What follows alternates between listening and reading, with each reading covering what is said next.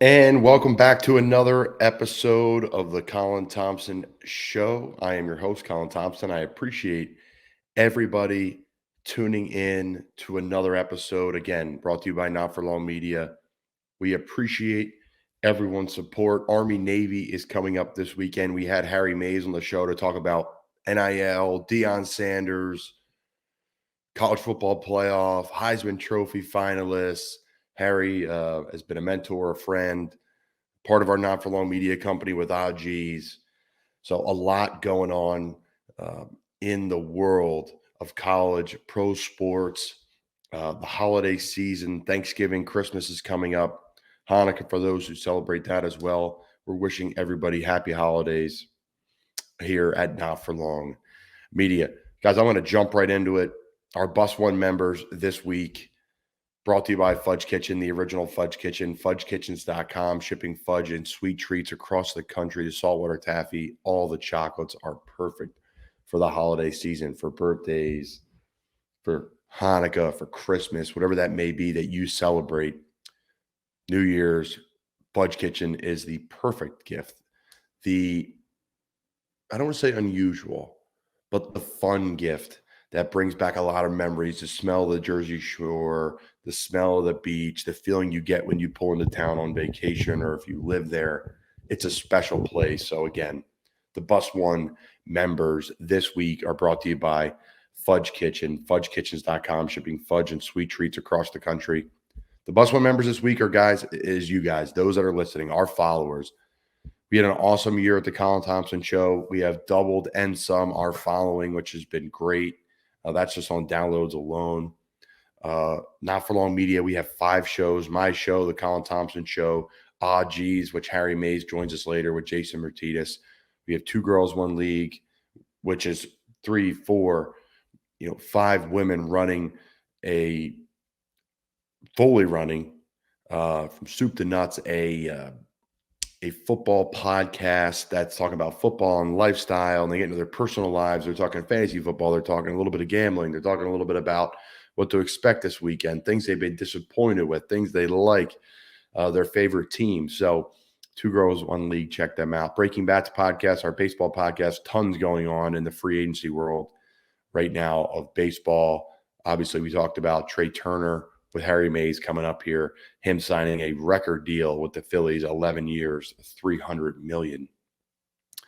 Justin Ayers and Brian O'Grady breaking that down, a pro baseball player and an amazing media member and journalist in Justin Ayers. And then the Sam Boner Show, our latest show. You guys see my videos. You see the Sam Boner videos. We've had Tony Luke Jr. on. We've done the best cheesesteaks in Philly and the suburbs. Podcast episode. We've done that. We've had our latest one was live from McGurk's in Horsham. People coming on next are people like Kyle Pagan, the grill guy on Instagram. So some fun stuff, bringing food, kind of lifestyle into that. So some really awesome things. And again, I want to shout out our followers because you guys are truly the Bus One members. Our following is growing. And, that's not really like a braggadocious thing. It's just an exciting thing because we have a lot of people that are really putting in a lot of work, to make this thing go. So it's been an absolute blast. I can't thank you guys enough. The fun, the challenge of doing it in season has been awesome. Appreciate your patience. And again, appreciate your support.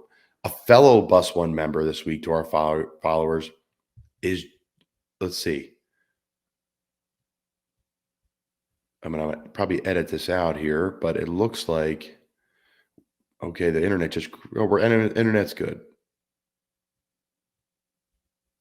Internet's good. So the Bus One member this week, along with our followers, brought to you by the original Fudge Kitchen, is Juliana Sitch, the University of Chicago's men's soccer coach. She was the first woman to lead a men's soccer team to a national championship. So congrats to you, Juliana. Unbelievable feat here. Had to make you Bus One member this week. Just from the perspective that the dynamics of a men's locker room, traveling, the hurdles that come with that, Um, majority of the players have been coached by men their whole lives from as a man's perspective, and then you come in and then there's a a woman in charge from a coaching perspective, which is unique and unbelievable to get to the highest level. Congrats again to Juliana. Unbelievable stuff. The bus will remember this week, the head coach of the Chicago men's soccer team. All right, that does it for our Bus One members this week. We talked about on the show last night, Max Duggan being a Bus One member, but we're going to get to that a little bit later in the show. So, guys, the segment for me, Under the Bus, brought to you by Amiche, the best Italian food in all of Charlotte. Absolutely love going there. The Uduca Greens, the food. It's just a family restaurant. During the holidays in particular, it's an unbelievable place. They expand their breakfast hours over the weekend. They're open early. It's a brunch, 10 a.m. to 2 p.m. And then dinner, they're open all night. Unbelievable stuff. Great for the games. Just pumped in some 2 big TVs there, and it's just a great place to hang out, chill, be around locals, and be around people that truly care and make really good food from scratch, because that's what's going on there. It's a lot of chain restaurants kind of in that area, and Amiche up in Mooresville, about 20 minutes from downtown Charlotte. Quick little ride up 77 is really close. So, guys, Under the Bus this week, brought to you by me, Amiche. It's the transfer portal and what's going on in Colorado. Those hating on the Deion Sanders hire. There's people hating on the hire. There's people saying he didn't do it at a high enough level to get this Colorado job. There's people saying that, maybe he's not qualified enough or whatever the case may be. But these are just the facts of what this guy did at Jackson State. It's just absolutely remarkable. I'm going to read you something I found here again at Matt Too Fresh on Instagram post. The economic impact on the city of Jackson, Mississippi since Coach got there, $30 million to the city of Jackson, $9 million alone for the 2020 JSU homecoming, $4 million to the Boombox Classic, recruiting #1 recruiting class in HBCU history, signed the first 5-star player in HBCU history, most number of quality prospects committed in the history of HBCUs, television and media, ESPN TV deal with the SWAC, $120 million over 10 years, 125 games aired throughout the 2020 season. College game day came to JSU only the second time in history on an HBCU campus. He's done a ton from what I've talked to in NFL kind of circles to get the pro day there and create pro days for HBCUs and getting scouts and coaches around these players. So unbelievable job by Deion Sanders in that regard. And really, to me, the guy is just giving back, right? So he made 1.2 over 4 years. So we all know about $300K a year when he was at Jackson State. And he gave half his salary back. So $600,000, improving facilities at Jackson State. Well, people say, he played pro ball. He's won all these awards. He's one of the best college football players of all time, pro football player, multi-sport athlete, made a bunch of money. It doesn't last forever, one. And two, to give away $600,000, I don't care how much money you make. That's a lot of money. So that's what they're getting. And then also, I think they had 30,000 or maybe 50,000 followers. I saw this and I forgot to screenshot it when it comes to the Colorado Buffaloes Instagram page. And now since Coach Prime has got there from 30,000 or 50,000, I don't remember that number, to 150,000 followers they have on Instagram alone. How does that matter? Just the marketing side of it alone for that Instagram page and the school, the amount of money that generates, the amount of eyeballs that generates, that's going to continue to grow and grow and grow. I would assume by the end of the season, they'll probably be at 1 million followers on that Instagram page. They'll be up there with some of the bigger schools because of the eyeballs that he brings in.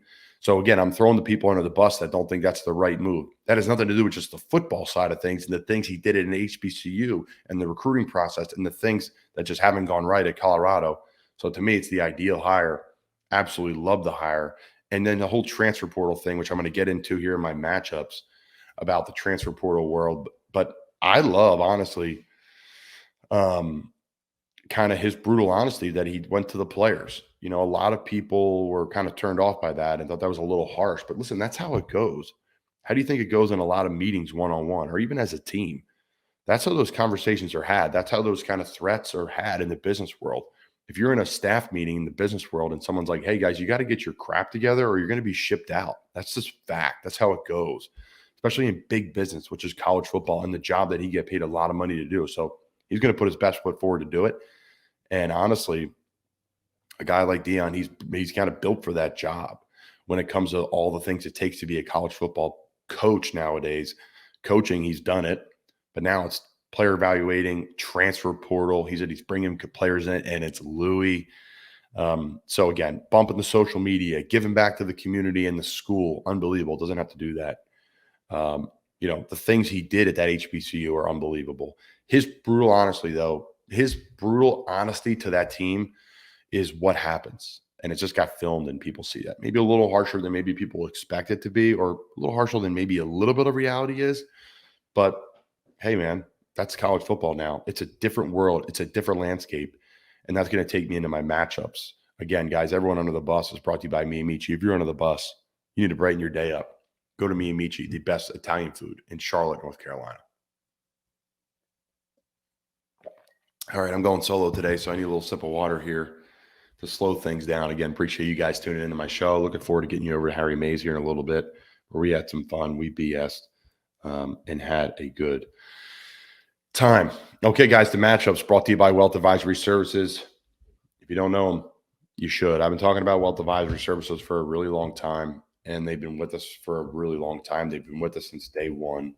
Paul, Dave, and their crew have just been unbelievable to me, my family, to my business here in Not For Long Media. They're just family to me at this point in time. If you're trying to improve your kind of situation, have a plan, have a purpose, figuring out retirement, figuring out 401k, just getting started as investors, putting a little bit of money away, put a lot of money away. It's an awesome place. Again, Cape May, New Jersey, Bucks County, Pennsylvania. They listen to you. We learn about your objectives, your perspective on risk, and your liquidity needs when the diverse plan to support your personal goals through professional investment management and strategic planning. Guys, that's just what they do to assess, create, implement, and manage your wealth, all shapes and sizes of it. Again, they've helped us buy home, cars, try to figure out how we're going to navigate this football world that's just really crazy, in and out, up and down, of just not knowing what's next financially. So Wealth Advisory Services, guys, check them out, wealthadvisoryservices.com. Great on Facebook as well. Also little email chain that I read about once a week. They come out with something and just some good notes, tidbits to keep in mind with this ever-changing world of finances. Okay, guys. The matchup this week brought to you by Wealth Advisory Services, wealthadvisoryservices.com, is a transfer portal kind of versus the world of hate that's come with it, and then how it's become free agency. So I'm going to read you a tweet from Albert Breer. I was reading this morning, and a guy I respect in the football world, very smart, a good journalist. He said, quote, "This is a really bad development." I'll go back. On 3 Sports, quote, "Over 1,000 players have entered the NCAA transfer portal for the 2023 cycle," end quote. Albert Breer, quote, tweets it and says, quote, "This is a really bad development. The reality is the great majority of FBS football players aren't going pro. And so will be a lot of kids who have been in 3 to 4 schools and wind up with no degree. Someone should get a handle on this." Okay, there's a lot to dissect here, end quote. Working on that. Someone should handle this, end quote. I'm going to make sure I don't continue to quote Albert and quote myself. But guys, there's a lot to handle here, a lot to digest. So the educational standpoint, okay, 3 to 4 schools. Well, a lot of people in the world today maybe started a smaller school, transferred to a bigger school. Maybe they started a big school and they're homesick or can't afford it or whatever it may be, get kicked out, flunk out, whatever that may be. Plenty of people have, and they go back to a smaller school, right? So that's 2 schools there. So I would be shocked, and I really want to look at the numbers. So many people actually go to 1 college. That's a really interesting note. I also think they're getting an education in itself of how you need to handle yourself in the business world. Yes, you need to graduate. It's extremely important, but there's been tons of movement for coaches, tons of movement for athletic directors. More coaches than ADs, I get it, but they're able to pick up and move at any point in time. Yes, is this a new thing for college football? Absolutely. Absolutely. But the challenge is now for ADs, for coaches to make the environment that they're in the best for the players. You have to win to maintain players. So your fourth and fifth strings transfer out, not your first, second, and third. And I also think with the transfer portal is, and right now, a lot of, I was talking to someone the other day, they disagree with me for the long term, but the short term, I think you have a better landscape of college football because these kids are not just, I'm going to sit for 3-4 years, wait my turn and play 1 year at Alabama and then go to the NFL. These kids are now starting as freshmen and developing a different way, kind of a birth by fire. So they may go to a MAC school. They may go to a team at the bottom of the Pac-12 because they want to be a starter. So it's now making these teams better because they're falling into players that maybe they wouldn't be able to recruit, but they're getting them in transfers. They're getting them in NIL because, they fell short. They fell short and they didn't want to wait to play at Georgia, Bama, Notre Dame, LSU, USC, whatever that may be. Someone's saying, hey, listen, don't ride the bench there. Come play for us here at Oregon State, who's had success. Come play for us here at Nebraska, where Coach Rule is, or where Coach Prime's going to be in Colorado, where he is now. So there's a lot to unpack. The educational standpoint, get your degree. If they keep kicking the can down the road, most college athletes, because they're taking 6, 12, 18 credits. I took one summer over a summer at Temple. They're getting a lot of semester work done in the summer. So, if it's on the school to make sure this stuff is handled, it's on agents, financial advisors. Like there's more people involved now in these kids' lives, which is really hard. There's a lot of pressure there. You're at 17, 18, 19, 20, 21, 22-year-olds, some of these older guys with COVID, 23, 24 on their 6th, 7th year tour. But at the end of the day, there needs to be more people involved. And that's what we've talked about before on this show. NIL-wise, you need a supporting cast. You need good mentors in your life, good parenting. You need this now more than ever. Before, boom, kid goes out to school. He's at Temple. He's with Coach Rule, Coach Collins, whoever it may be, Coach Schraden, and you're there for 5 years. They own you. You're at meals. You're going to school. You're doing this. You're not transferring out because you got to sit out a year. And it forced you to kind of, if you didn't have the support at home, you developed your support staff there. Now more than ever, kids have to mature, grow up, do well in school. So A, you don't get kicked out. B, you're eligible. C, you graduate. And D, you can transfer. Because a lot of these kids want to transfer, but if you're ineligible, they may not be able to do that. So you have to stay eligible so you can be mobile and move. So there's the incentive there that I think people aren't discussing is I need to do well. So if things go wrong, I need to roll. I don't know if I talked about this on the show or not, but that semester, I took 18 summer credits. I took 9 summer A and 9 summer B at Temple. Coach Rule was getting a lot of interviews, and I remember setting it up so I would graduate before the fall or in the fall. Yes, in the fall. So I graduated in the fall. Me, Matt Ioannidis, and John Lockery with communications degrees right next to each other. We played the Boca Bowl. We had practice in the morning, ran up the street to graduate, ran out the back door, got on the team bus, flew to Boca for the bowl game. So I graduated because Coach Rule started getting interviews. I think he interviewed for the Missouri job that year. I had a gut feeling we're going to be good. And I don't want to get stuck in an offense, a spread offense, when I was a pro style blocking tight end, which happened to a lot of guys when Coach Collins came in, where you're out of place a little bit at fullback. You're out of place a little bit at tight end because they just don't have it in the offense. And I did it so I could graduate early. So that took a little, looking down the road, how I want to handle my career. Now these kids have to do well right now because, if they want to move and be mobile, they got to be dialed in on their school. So, but my point of all of it is, and back to what I was saying, obviously I didn't transfer. Obviously I didn't transfer. And I stayed at Temple, and the next year we won the conference championship, and everything was great. And Coach Rule left the next year, and we kind of majority of us all went on and graduated. And hey, it's all water under the bridge now. But you have to think about yourself in this business because coaches are, and I just don't think it's fair for kids not to.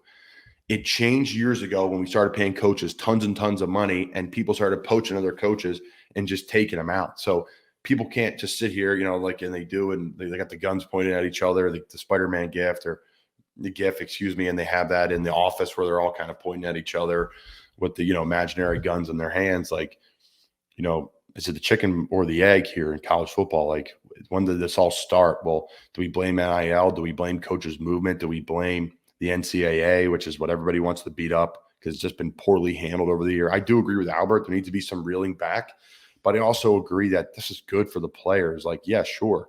You know what? They may not graduate or they may not be dialed in on those things. And that's on them. That's on the school. That's on their mentors now than ever. Now than ever. But you know what?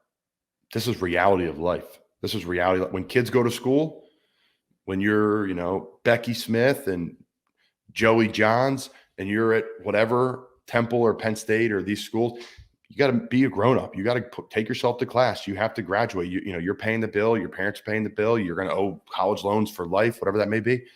Like, you got to, kind of put up or shut up. So this is kind of how it's going in college football. It's on the players now more than ever to do it.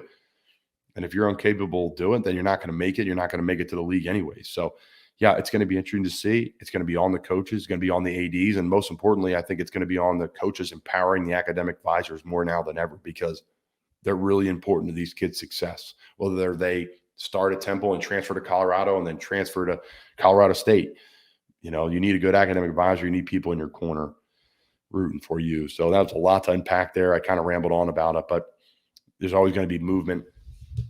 And I think it's great that the players have some movement and the ability to do it now and look out for themselves, because you know what? Every other college student looks out for themselves and makes decisions and can make those decisions. So lots to unpack there. Guys, we're going to pour Som Sleep out. Som Sleep, get Som Sleep, the best sleep product on the market. Natural ingredients that put you to sleep. Off day today for us, probably grab a nap. And then, sometimes you don't sleep great if you got a nap during the day. I pop the Som Sleep, sleep right through the night, and get up to tomorrow for our biggest work day on Wednesdays, ready to rock and roll. So excited for this week. We take on Seattle in Seattle, my second time traveling out there. I played there in the XFL, so it should be really fun to get out there again, guys. Promo code Colin, COLIN, for 10% off your box of Som Sleep. Okay, guys, again, I'm always going to point fingers at the white picket fence, get off my lawn crowd of things should never change, because things always change. Things change in their lives that they love and appreciate. And then you get older and you kind of miss the old ways, just like their parents did. But guys, we're going to pour Som Sleep out for the crowd that the passion of college football would be taken away. Unbelievable weekend here of the championship weekend of just great close games, fun games. And even an SC championship where LSU was outmatched. We knew that was going to happen, but to how much? LSU, kept it close enough. It was ugly at some times, but LSU shows that, hey, Brian Kelly in their first year, they got it rolling down there with a team that was nowhere even decent last couple of years since they won a national title. So, yeah, I digress. Really what I'm talking about, guys, is for those thought that passion was taken away, you see a kid like Max Duggan. I mean, unbelievable what he did at TCU, the toughness. The old Brian Leftwich video when he was with Jacksonville and they're carrying him up, down the field at the 2-minute drill so he could complete passes. This guy was doing it. This guy was doing it for TCU, shooing people away when he's scoring touchdown. Now he's a Heisman finalist. He's almost like a folk hero and is now like the face of the college football playoffs with the emotion, with the tears. A little bit of Tebow-esque. That Tebow press conference is like the greatest of all time, saying he'll never lose again and he'll never see anybody work harder. That was unbelievable. Florida had a plaque of it on the side of the stadium. I would try to read it as much as possible. Didn't have a huge effect on me when it comes to success in Florida, but I read it and thought it did at least. So, yeah, Max Duggan, unbelievable, man. Need some Som Sleep so you can sleep well. Promo code Colin, check it out. But he needs some Som Sleep. Sleep better, heal up, bud, because he's going to have a hell of a matchup. I believe they're playing Michigan. So that's going to be a serious game for him. He's going to have his hands full. So, again, guys, pour some out. Again, if you're going to a game, college football playoffs, you're going to a concert, you're going to a play. Shout out to Ange going to New York City for a play. Promo code Colin Thompson, COLINTHOMPSON for $20 off any of your tickets order over $50. Tickets are all over $50 nowadays. So pop that promo code, get $20 off. Full name, SeatGeek, Colin Thompson. All right, guys, we wrap things up. We talked about Max Duggan. We talked about, Albert Breer's conversation about the transfer portal and the world of free agency. And again, I think I spoke out of both sides of my mouth a little bit. Like, yes, I agree with them. There's some concerns there. But hey, listen, this got off the rails about 25, 30 years ago, and nobody was complaining. This was coming. And the NCAA didn't do much to fix it. And really, the world encouraged it. And TV loves it, right? So there's more money. And then the coaches love it because there's more money in coaching. And the players love it because now they're getting paid too. So who needs to get a hold of it? I don't know. We'll see what happens. Under the bus, we threw the people that were kind of haters of the Deion Sanders move under the bus because the impact already is incredible. And I think he's been there less than a week.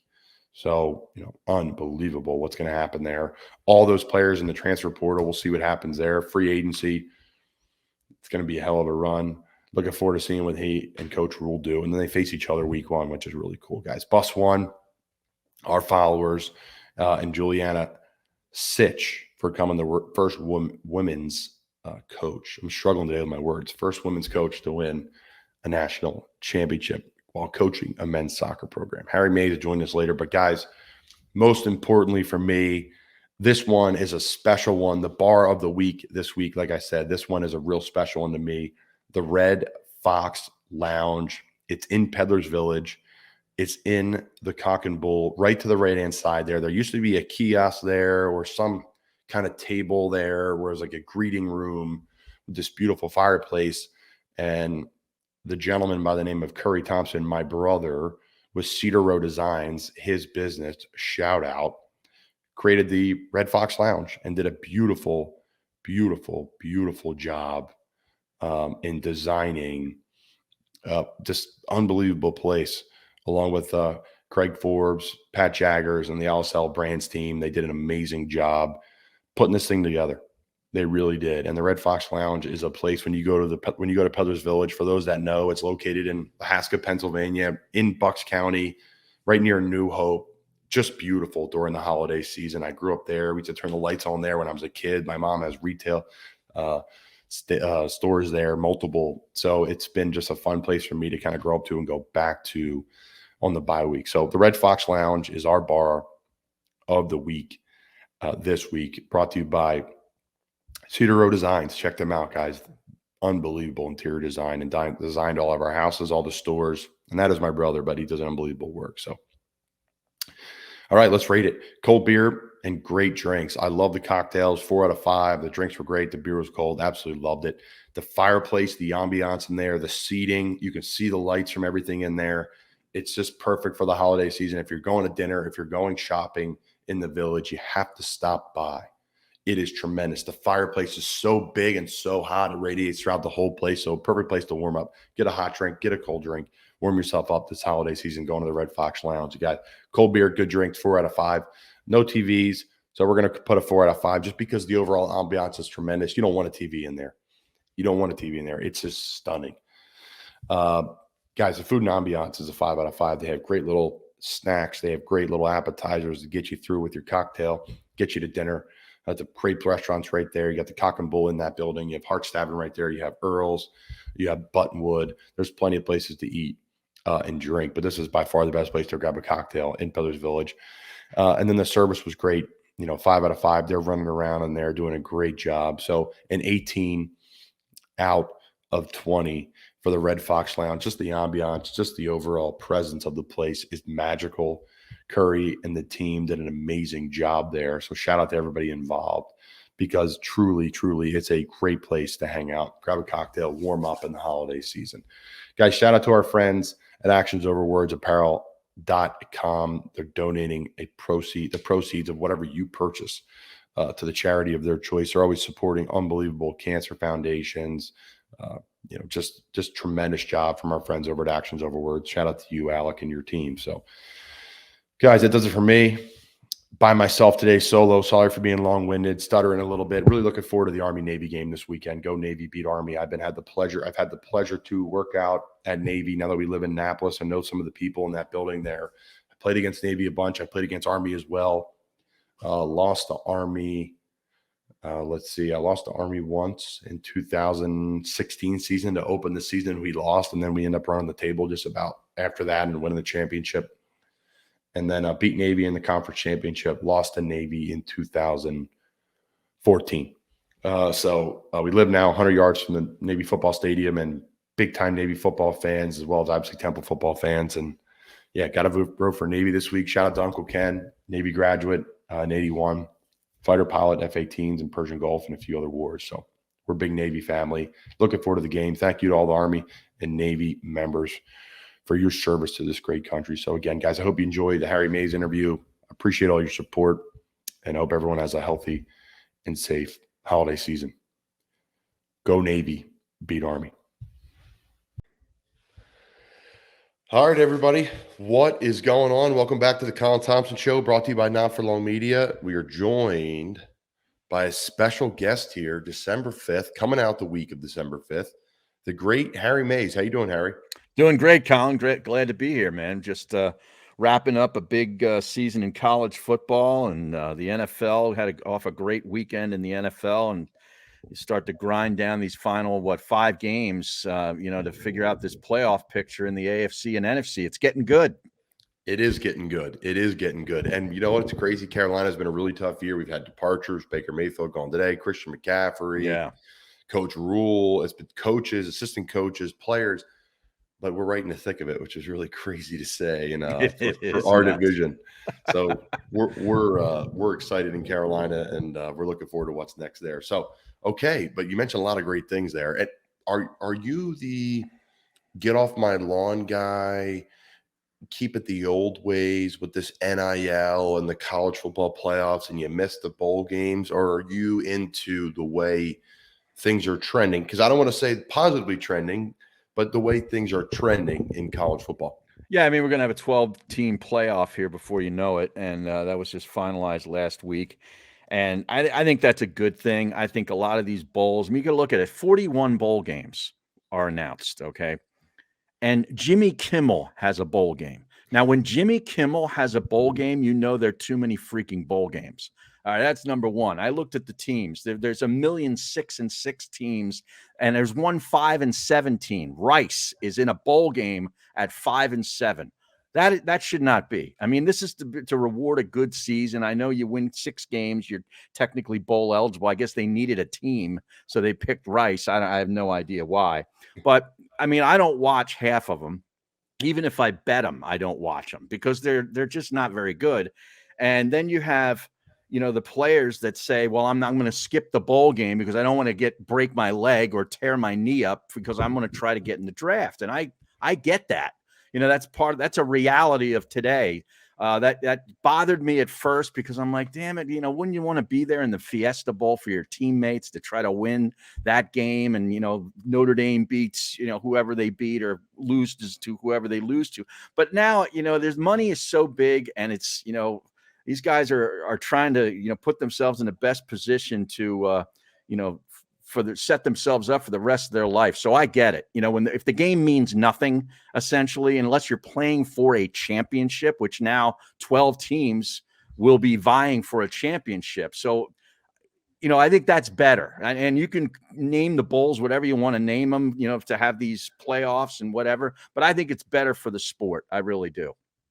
Yeah, you bring up a lot of great points there. As I'm going to pull up the college football rankings here. I remember going through it last year and be like, hey, I think these 12-team thing would have been great. You give the first 2 teams a bye, right? Because that was a discussion before. You were referring to the Jalen Smith, Notre Dame linebacker against Ohio State, right? Where he kind of gets thrown late. I think it was by Decker, who was with Detroit, the tackle. I could be wrong.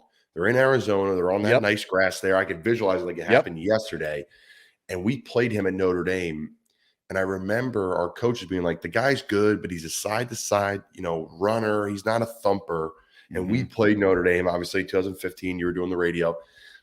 And he thumped me. And I came back to the sideline. I said, this guy is a thumper. He's a runner. He would have been, and he's playing for the Giants, making plays. But he really I think he ended up going second round to the Dallas Cowboys, didn't he? He didn't play the first year. Right. and Right. he had an insurance policy out of himself. Right. And, I get it. I get it. And we're going to get into my thoughts on all of them in a second here. But okay, And here's your didn't top. Bosa get hurt in that game too I know a for lot. Ohio State? There was a lot of people that did. Yeah. Yeah. So I get all that, man. It's just there's too much money at stake, man. Yeah, too much money at stake. You've worked your entire life for this. Yeah. For some team that's going to make whatever 20 million off a bowl game, and you're not going to see $1 of it, especially Right. back in the day. Hey, listen, I love you guys, but I'm going to move on. So your top 12 here: Washington 12, Kansas State 11, Clemson, Penn State, USC, Utah, Tennessee, Alabama, Ohio State, TCU, Michigan, and Georgia. So that's a really good situation there. Yeah. My issue, Willa, was at the end of the day, in a lot of these Final Fours, there was a lot of blowouts in the Final Fours. Yeah. Because the top 1 and 2 teams are that good. Maybe a third team, you sneak at Ohio State or a Michigan or whoever that may be, is going to have the blue chippers to play in that game. Like, my thought on all this is, thank God it's Ohio State and Georgia, because if it's Georgia and TCU, that would be a beatdown. That's a beatdown. But Ohio State's got the dudes. Alabama, Tennessee, those teams that fell below them have the dudes to play with them. I'm obviously pro NIL. I'm obviously pro the expansion. The bowl games died when the Final Four happened. I agree. They were and honestly, like you said, Harry, they were all dead anyway, other than a couple. I remember watching like the Outback Bowl, and Clowney killed the guy at Michigan. I remember watching like a couple plays here and there, but like it was cool, and it's great to have on in the background at a bar at your house. Yep. It's the holidays. It's fun. Right. But make it 12. It is going to be an absolute blast. They're going to have awesome scheduling. It's going to fit into the back end of the NFL season, into the NFL playoffs. It's going to make everything bigger, better. I was sitting today just pondering, like, what's next, Harry? Because it just gets better every year with sports. We always say this is the best thing. And I know that's a blanket question, but everyone thought the NIL was going to kill the loving and the charm of college football. Meanwhile, there's this kid from TCU who's like barely can run. He's crying in the press conference because he loves it so much. So that didn't kill it. There's coaches movement that's tremendous.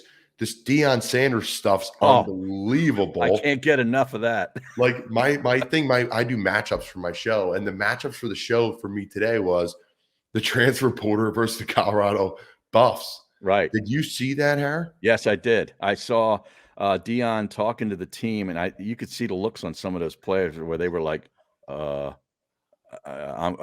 got to get out of here. Like, this is it. Because he's saying, look, I'm coming and I'm bringing luggage, and it's Louis Vuitton luggage, meaning his son's going to be the quarterback for the Colorado Buffaloes next year. Unbelievable. Now, did he name his song Louis? Is his son named Louis? No. But he was referring to Louis Vuitton as I know fancy schmancy luggage. I'm bringing good stuff, is what he said. I thought, though, I forgot what his son's name was, and I said maybe he named his son after the Louis bag. No, I wouldn't be surprised if he did have a son named Louis. He has that swagger. Yes, he does. I'll get you his name, his son's name. That's tremendous. Tremendous. It's Shiloh and Shador. Yes, Shador. That's it. Yes. Jack in the backs. Yeah, very creepily coming in. Thank you, Jack. Great job. Beautiful. So, I mean, there's a lot to back, but what do you see coming out of this top 12? What do you see coming out of this NIL and this college football landscape, Harry? Well, I like the NIL stuff. I think it's been a long time coming where, some of these guys can, earn something for their, what they bring to the table outside of, or in addition to the education that they get, should they choose to really invest in that. I think that's, it's just a sign of the times, and, take advantage of it. I mean, I like what Temple University did, where they put together a sort of a consortium type, of people to, come up with money to offer student athletes at Temple University. Because, the rich will get richer, and, the schools sort of in the middle, might get squeezed out if they're not, smart enough to figure it out. And I think Temple is figuring it out on that ground. But man, the transfer portal is fascinating to me. I mean, you remember last year, so many big name quarterbacks, Caleb Williams, changing address to follow his coach out to USC, has a tremendous year, is going to win the Heisman. this year, Cade McNamara, or is it Cade McNamara, the kid from Michigan? It's McNamara. He went to Iowa. Yeah, he went to Iowa. Ungalele is going to leave. Yeah. Pine is leaving Notre Dame because they got some big prep kid coming in from Tennessee. Card from Texas is leaving. Mertz from Wisconsin, who's been a big disappointment, is leaving. Sims at Georgia Tech is leaving. And there's another one here. I forget who it is. Leary. Oh, yeah, Leary's changed. Like, that's just a handful of guys that are just at the quarterback position that were playing. They were starting. I know there's more teams in college football than the NFL. Yeah. But the NFL, there'll be like 2 or 3 quarterbacks right this year. And I know it's a grandiose scale, but like it will end up being the same amount of guys going on, like free agents, guys you trade for. It's really, obviously, it's free agency for college football. That's not a hot take by any means. But I mean, these guys are making more than NFL players. Vast majority of them, because it's guaranteed, and ours is not. So, yeah, it's very interesting how it's going to pan out. If you're a guy like Coach Matt Rule, right? Nebraska's. Does he have his own bank yet? Right. Matt Rule. He's got his own giving bank. out loans.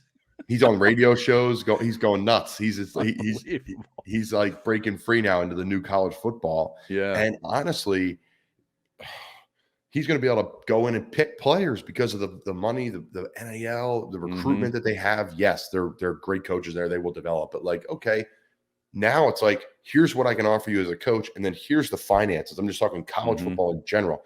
Like Dion, everyone's lining up to play for him. Coach Rule probably gets out that he is going to develop players. He's tough, right? You're going to end up being tough. It's going to be a good brand. They're going to have a good mix of like NIL guys and brand guys. So it's going to be fun to see how it all. Yeah, it's going to bring up the Big Ten West, which has been a shambles. I mean, you think about what Bielema's doing good work at Illinois. They're going to keep getting better. Wisconsin goes and gets Fickle from Cincinnati, and then you have Matt Rule at Nebraska. So yeah, no, it's going to be good. An echo here. Did you hear that? I don't know. Yeah, there's an echo. You got a jack? We got an echo? Is it still going here? We have a little bit of an echo. Let me see. You still have it here? No. Now it's gone. It is I muted Colin. It is a Colin echo. Yeah, I'm an audio guy. It's got to be good. Good audio. There's a guy out here mowing his lawn. Oh, yeah? It's pitch black. How dare they mow their lawn during the Colin Thompson? Who mows their lawn in December? They have headlights. It's either a leaf blower or it might be a leaf blower. Because I lived in North Carolina. I don't think I cut my grass in December. Is it still an echo? No, we are running smoothly here. Well, we'll just keep it on. We're not even going to edit any of that out because you know what? That's what we do here at the Colin Thompson Show. We're letting it rip. We're having fun. It's not perfect. Okay, Harris. So yeah, that's the Big Ten West is going to be going to get juiced up in the next couple of years for sure. The Big Ten East is already juiced up. We'll transition here because your Philadelphia Eagles, Philadelphia is going crazy for them, and they're doing really well. Yeah, 11-1. I mean, that was a really impressive win. I don't know what to be more impressed with what Jalen Hurts and the Eagles did on offense, or more disappointed in the effort of the Tennessee Titans. They laid a major egg. I mean, I don't know what the plan was there, but the Eagles looked really, really good, and they're 11-1. I mean, they are a legit force in the NFC. Now you have the injury to Garoppolo with San Francisco. Is it Brock Purdy the rest of the way? Do they go get something? Did they get Baker Mayfield? I mean, they're down to like 24th or 25th on the waiver wire. So I don't know if Baker would get all the way down there to them. But what do they do? And that changes things in the NFC West. You got Seattle keeps winning games. Geno Smith. I mean, do you think about it? Comeback player of the year? It's got to be Geno Smith, right? He's having an amazing season, and he was left for dead.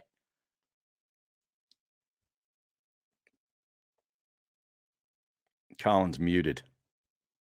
Colin keeps muting himself over here. I'm gonna mute myself because my guy is right outside my door. So that's fine. Is that right? Yeah. So my guy literally is leaf blowing my doorknob right now. Okay. So I was with Geno Smith with the Giants in 2017. He was competing for that spot. Brandon Marshall was on that team. To paint a picture of how long ago that was. But I love Geno. A pro. him and Josh Johnson were like pros. I was like, wow, these guys really know. They're in the weight room like 50 minutes before practice, like doing all this stuff. I learned a lot. I learned a lot from that. Red Ellison was a great pro at tight end. Josh Johnson went to San Diego University, didn't he? He did. Yeah, he bounced around to a couple different teams. He just got signed to the 49ers. Did he really? Signed to the 49ers. Oh, okay. Yes, good job, Jack. Yeah, signed to the 49ers. We'll see what happens. Obviously, the Baker Mayfield situation. Love Baker here. What a leader. What a stud. I always say about Baker, he has a boulder on his shoulder, not a chip. Mm-hmm. He has a boulder. And he was saying to me, he's like, if I was 6'2", 6'3", I'm like, dude, you are what 5'10", 5'11", 6 foot, whatever you are. And you were a walk-on, scholarship, Heisman Trophy winner, first-round pick. What else do you want? Yeah, right. So you did it, man. You did it. And if you were 6'2", I don't know, maybe you wouldn't be as driven to do it. He's that much of a warrior. He really is. Yeah, the Eagles are rolling, Harry. There's no secret. Yeah, they are. Absolutely no secret what they got going on. It's interesting to see in the NFC. East is really good. Every team could make the playoffs in the NFC. I hope they do. I hope we do, right? But I hope they do, the NFC East, because it's a great division. It's a credit to what's going on in Washington, a team that I live in that area now, so I pop on the local sports radio in the morning, and they're like, "Wow, another down year," and and they're going to get rid of that owner now. So that's the optimism in Washington. Yeah, sure. No comment. After he collects $8 billion. Man, if you had the money to muster up to buy an NFL team 25 years ago, talk about return on your investment. It's unbelievable. A printing press for money. It really is. All right, Harry, let's transition to a little Phillies. Trey Turner. Speaking of money. 300 years, 300 million. 300 million. Yeah, 11 years. What are your thoughts? He's going to be 40. He's going to be in his 40s if that contract goes all the way to the end and he's still playing. So he won't be playing shortstop at the age of 40. I can tell you that. But I mean, he's a career over 300 hitter. He's great friends with Bryce Harper. Bryce Harper's getting what he wants. He's sort of, advising the owner to say, hey, I'd really like you to go after that guy, and credit to Middleton and the ownership group for opening up the purse strings. Money is no object. And, all the fans that want to cry, oh, it's too much money. It doesn't matter in baseball, okay? That's the one sport where it doesn't matter. You can spend as much as the owner is willing to spend. And, they got to the World Series. They won a couple of games in the World Series. They didn't have enough pitching, which I would like to see them go out and get another pitcher. They lost Eflin, who I think signed with the Tampa Bay Rays. He got paid. If I remember. Yeah, he got paid. Everybody gets paid. Trey Turner got overpaid. I mean, they overpaid exorbitantly for him, but he's a career 308 hitter, I believe. He'll go out and hit you 20 home runs, 80 RBIs, that kind of thing. Pretty good shortstop. He's versatile, can play many different positions. Now they can move, I guess, Stott over to second base. So they're figuring it out, but they need more pitching. Yeah, they ran out of gas, right, from the pitching perspective. And then you see these teams. And the bats went quiet. The right-handed hitters did nothing in that series against that Houston pitching. Yeah, so they go get him and say, okay, here's how we're going to fix that issue. Move Stott over. He's your leadoff guy. You would assume, even though Schwarber was an absolute monster in that spot this year. But, yeah, it's going to be interesting to see how it plays out from a pitching perspective. They need like 3 guys. I hate to say it, but they don't have to be the big time guys, but they have to hit on 3 guys that can pitch in big moments and pitch throughout the season. So Nola and Wheeler aren't exhausted in the playoffs, because it's not like they just were dead. You could just see it. They were just emptying the tank. I'd love to know what they were doing, IV wise, recovery wise, because to make it that long, really with 2 studs, maybe throwing 2 or 3 guys, but those guys were carrying. Yeah, Ranger Suarez was nice for them though in the second half of the season. They got a couple of good starts out of was it Bailey Falter? I think was the 5th guy. He gave them a couple of decent starts. So they were able to cobble it together. And from what I understand, now everybody likes to pump up guys in their minor league system, but from what I understand, they've got 2 guys, at least 2 pitchers that in the near future could be big time contributors. I think they're at the AA level right now. Okay. That's insider knowledge. That's great. That's great. Reading Phillies, or who would that be? Yeah, it's the Reading Phillies. Yeah, it is. Reading Phillies. Yeah, that's big time. It's great Reading Phillies knowledge. All right, Aaron. So as we wrap things up, how do you see this? How do you see this NFL picture play out? Because that's enough of the MLB on this show. Breaking Bats does that for us. I think the Eagles will get home field. I mean, they got 11 wins. Minnesota, they got the tiebreaker with Minnesota should they end it in a tie because of the head-to-head. And I don't think San Francisco, especially now with the quarterback situation, will catch them. So the Eagles will be home field as long as they finish ahead of Dallas, and I think they will. So you're going to have to come to Philadelphia, and it's a very tough place to play in the wintertime. It's a windy building. The Eagles are just they're a wagon at home, especially. So I think the Eagles will end up going to the Super Bowl. I really do. Now it's who do they face? Do they face Buffalo, who has now recently caught fire again and will be a tough out at home? If they have home field throughout, that's a really tough place to go and win. Kansas City is vulnerable. They've got a Cincinnati Bengal problem due to the Kansas City Chiefs. The Bengals are starting to really catch fire. That Jamar Chase is absolutely unbelievable. And, I don't know what's going on with the Baltimore Ravens, but, for something tells me that they're going to find a way to pick it up here before the end of the season. And they could be a tough team to go on the road and win. I think it's going to be Buffalo or Cincinnati against the Eagles in Arizona. Wow. Yeah. That's great. That's great knowledge.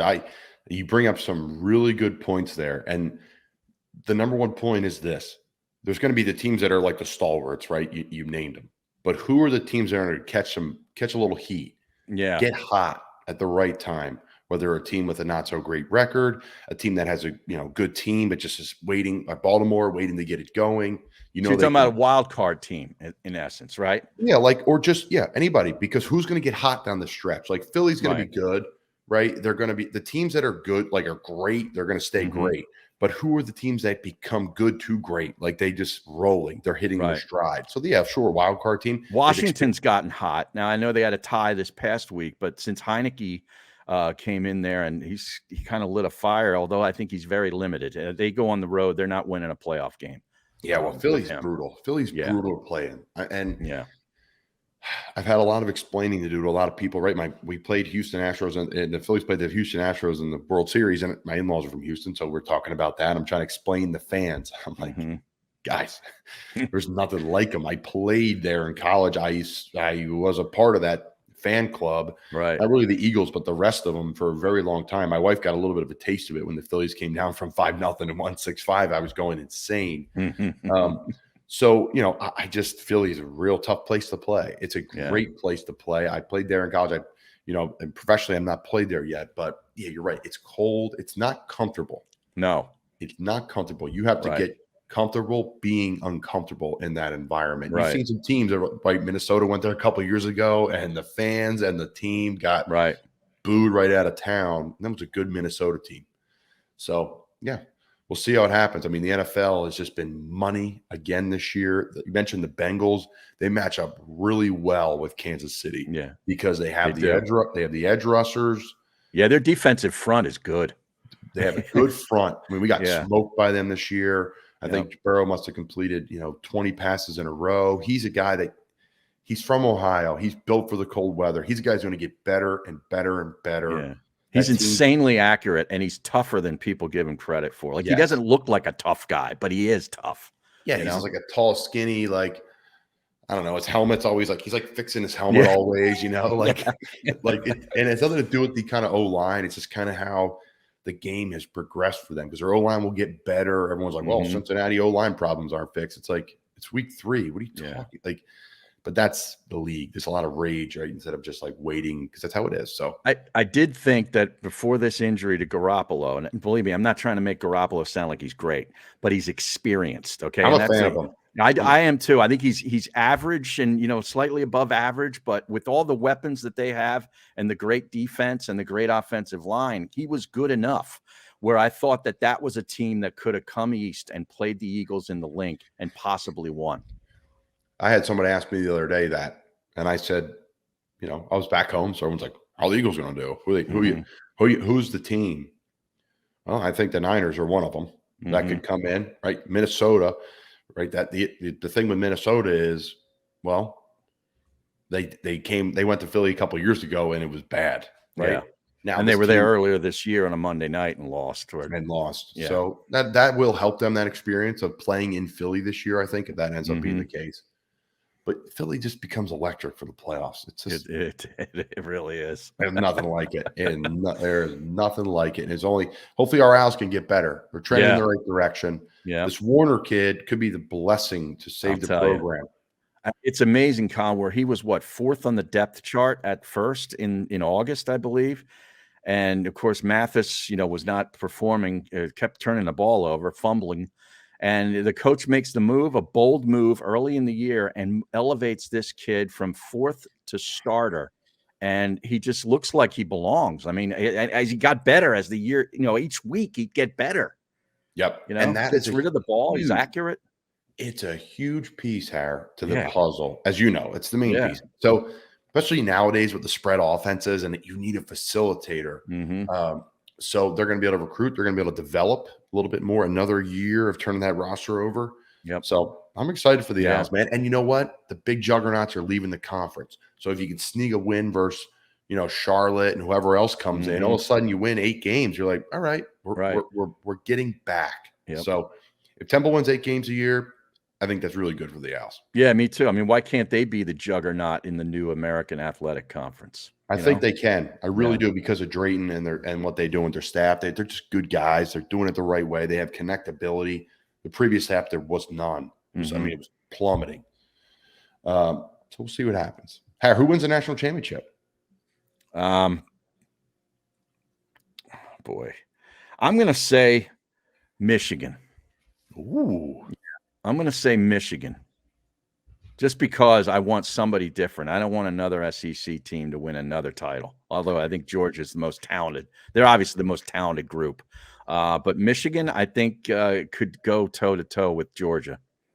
If you're looking for something to watch and you don't have a team and you just want them to watch Georgia and they're going to blow them out, folks at home, watch the tight ends at Georgia. Oh, number 19? Brock Bowers, and then 0 is like 6. He's like a Mercedes Lewis Jr. I mean, he just picks people up and just moves them, and he's big. Yeah. Brock Bowers is sick too. They got a great group. He really is. I tell you who I'd like you to get on your show, because I'd love to hear the interview. You got to get Will Howard from Kansas State. He's a Downingtown kid. Yes, suburban Philadelphia guy who's really done some nice things with K-State. And wouldn't you love to talk to Max Duggan? I fell in love with that guy during this season. And to see the way he competed on Saturday in that game, he was, I don't know if you saw it, but he was he was totally out of gas, trying to will that team to win. Yep. No, people have actually brought up Will Howard to me before. Actually, Leslie Goodell has. And he's been on my list, my long-term list of guys. And he's had a nice year at K-State. So we'll get him on the show for sure. Yeah.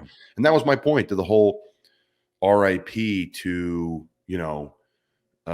it being over, college football, because the NIL, it's not going to be the same passion and love. And then you have a guy who's like dying on the ground. He's like crying in the presser. Like, I freaking love this school. So he had heart surgery before the season.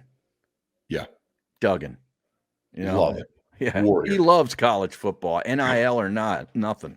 When we do the pre-show to this, he will be on bus 1 for sure. So there you go. Harry Mays. Plug what you got going on. You got OGs, you got Swing and Ding It, you got a lot of things going on. Yeah, I got the OGs podcast once a week on Not For Long Media. I do it with Jason Martitas, my old radio buddy. That's going well. Swing It and Ding It's a weekly golf podcast on it's an iHeart podcast, and that's a heck of a lot of fun to do. I get it's sponsored, so I get paid to talk about professional golf, which I love. And I also do Philly Voice Sports Bets, which is a 3-day-a-week show, Monday, Wednesday, Friday mornings on Philly Voice. And that's with Eitan Shander and Matt Cherico, and it's all gambling. So it's, if you're into that, sports betting and things like that, we cover it all. I love it. Harry Mays, a friend, a mentor. Now I get to work with them and Not For Long Media. So I appreciate you coming on, Harry. Great. Anytime, Colin.